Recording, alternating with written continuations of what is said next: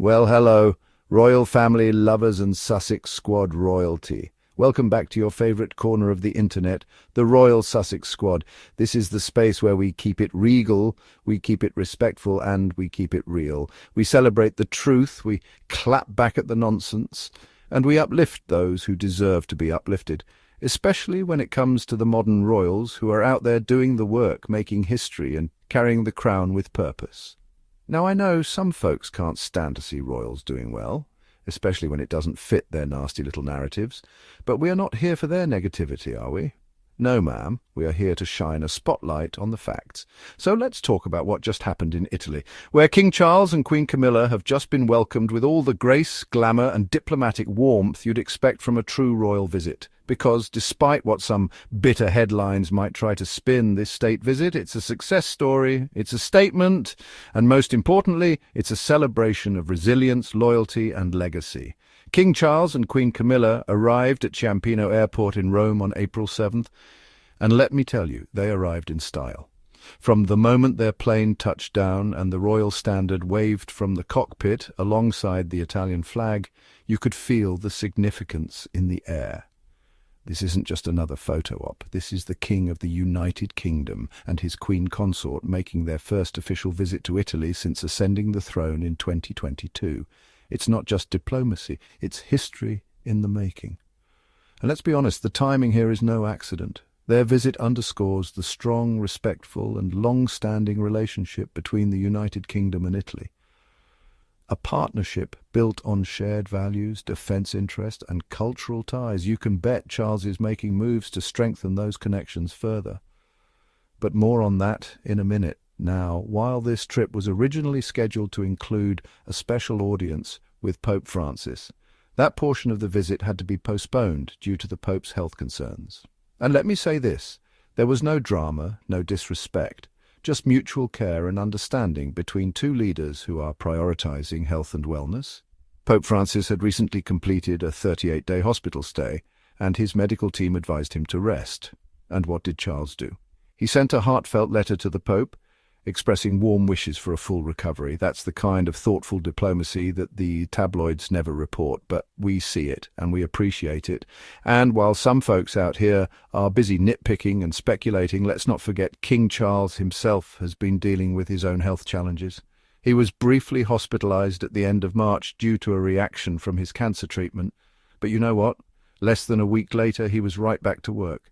Resilient, focused, committed to his duties. A royal source even called the hospitalization a minor bump in the road, and said his recovery is heading in a positive direction.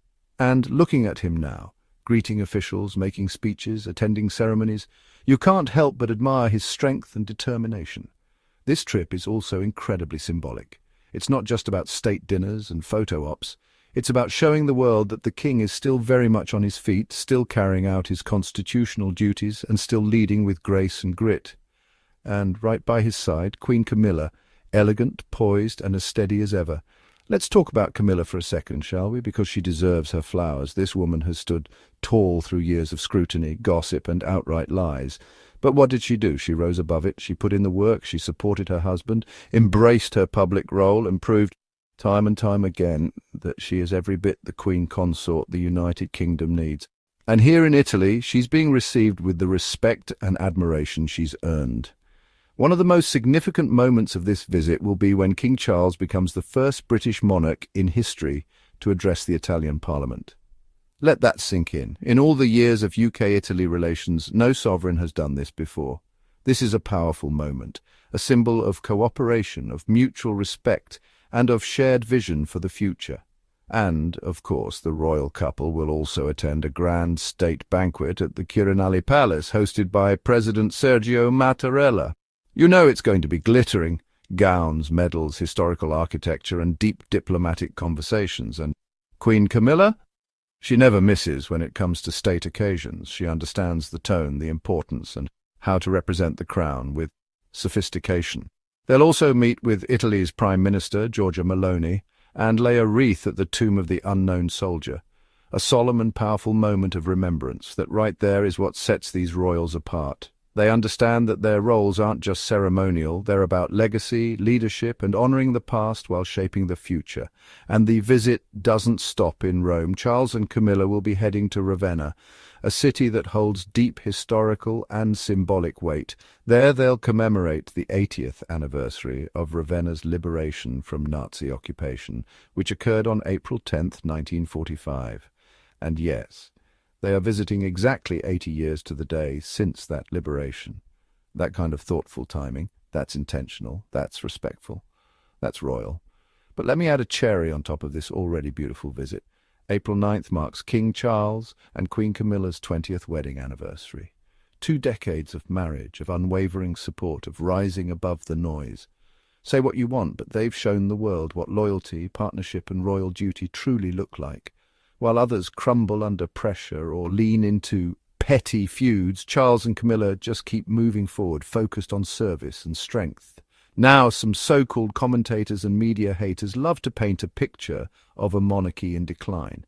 But look at the reality. Despite cancer treatment, despite shifting schedules, despite relentless media scrutiny, King Charles is on the global stage, making history and forging alliances. That's not weakness. That's legacy in action. So when you see those tired negative headlines trying to stir up drama, trying to rewrite history or cast doubt, remember what's actually happening. A king and queen, seasoned by life, tested by time, are still showing up, representing the crown with dignity, doing the work with humility. And here on the Royal Sussex Squad, we will always tell it like it is. We will always give credit where it's due, because we're not here to feed the trolls. We're here to celebrate truth, service, and real royal legacy. Now, if you enjoyed this episode and want to keep this positivity rolling, you already know what to do. Go ahead and smash that like button, subscribe if you haven't already, and hit the notification bell so you never miss a moment of real royal commentary. And if you're feeling generous and want to support the squad, you can drop a super thanks to help us keep the truth flowing loud and proud. This is the Royal Sussex Squad, where we stand with the royals who stand with the people. Until next time, stay gracious, stay loyal, and stay ready, because history is happening right before our eyes. Ciao, Italia. And as always, long live the King and Queen. See you soon, squad. Stay royal. Stay... King Charles and Queen Camilla arrived in Rome on April 7th, 2025. The Eternal City welcomed them with open arms. This marked their first state visit to Italy as King and Queen. Excitement filled the air. The world watched as they embarked on this significant journey. This visit was more than just a diplomatic trip. It was a symbol of the deep bond between the United Kingdom and Italy. The two nations share a rich history. Their cultures are intertwined. They are bound by common values and interests. This visit reaffirmed those ties. The eyes of the world were on the royal couple. Their every move was followed with great interest. The visit was seen as a sign of the UK's commitment to its European allies. It was a chance to strengthen those relationships and build new bridges. This visit was particularly significant because it was King Charles's first state visit to a major European power since becoming king. It was a chance for him to establish himself on the world stage. He was eager to show the world that the UK was still a strong and reliable partner. The visit took place against the backdrop of Brexit. The UK's exit from the European Union had created some uncertainty in its relations with its European neighbours. This visit was a chance to allay those concerns. King Charles and Queen Camilla were on a mission to reassure Italy and the world that the UK was still committed to Europe. The UK and Italy share a strong economic relationship. Italy is one of Britain's largest trading partners. The two countries also collaborate closely on defence and security issues. This visit provided an opportunity to deepen those ties. Cultural exchange was also high on the agenda. The UK and Italy have a long history of artistic and intellectual exchange. From Shakespeare to Michelangelo, both nations have shaped each other's cultural landscapes. The royal visit served as a reminder of this shared heritage. The King and Queen's presence in Italy sent a clear message. The UK was committed to maintaining strong and positive relations with its European allies. This was particularly important in a time of geopolitical uncertainty. A meeting with Pope Francis had been eagerly anticipated.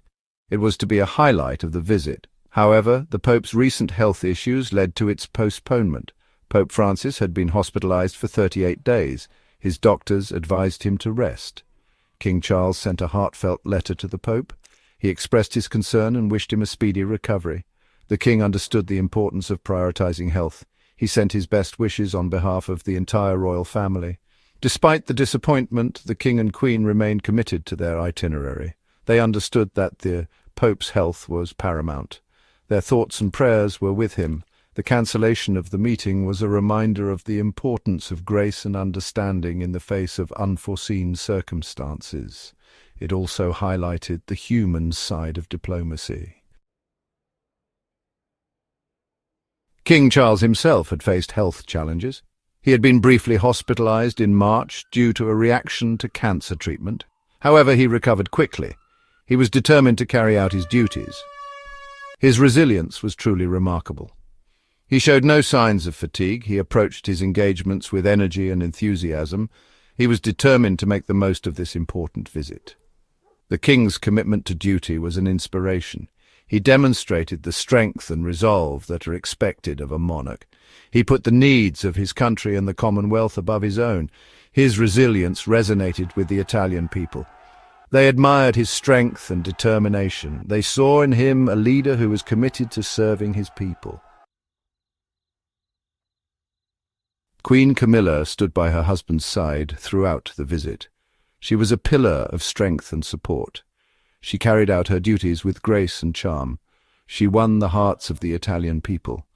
The Queen's role in the monarchy had evolved significantly over the years. She had faced challenges and scrutiny. However, she had always remained steadfast in her support for her husband. She had grown into her role as Queen Consort. Her warmth and compassion shone through during the visit. She connected with people from all walks of life. She showed a genuine interest in Italian culture and history. She charmed everyone she met. The Queen's presence was a reminder of the importance of partnership. She and King Charles complemented each other perfectly. Together, they made a formidable team. One of the most significant moments of the visit was King Charles's address to the Italian Parliament. This was a historic first. No British monarch had ever been granted this honour before. The King's speech was met with great anticipation. It was a chance for him to speak directly to the Italian people. He used this opportunity to reaffirm the strong bonds between the UK and Italy. He spoke of their shared history, values and aspirations. He emphasized the importance of cooperation in the face of global challenges. He spoke passionately about the need to address climate change, promote peace, and protect cultural heritage.